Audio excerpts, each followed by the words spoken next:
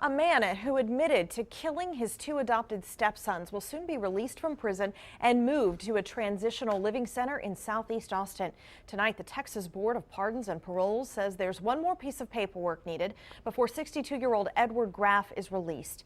KXAN's Sophia Beausoleil has been following this story and has the new details.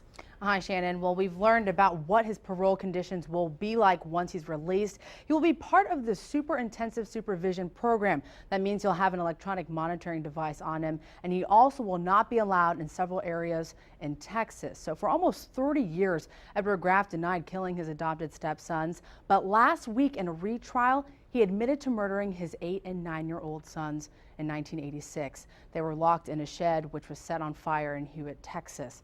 Now, Graff was granted a second trial because fire experts say arson investigators made a mistake during the first trial. The 62-year-old agreed to a plea deal which included a 60-year term. Now, here's why Graff will be allowed out. The old mandatory release law credits inmates for good behavior and time served, and Graff was grandfathered into that law the year before it changed. So that means he was immediately eligible for mandatory supervision release. Now, the Texas Board of Pardons and Parole says Graff will not be allowed in Denton, Dallas, Harris, McLennan, Wichita, and Henderson counties.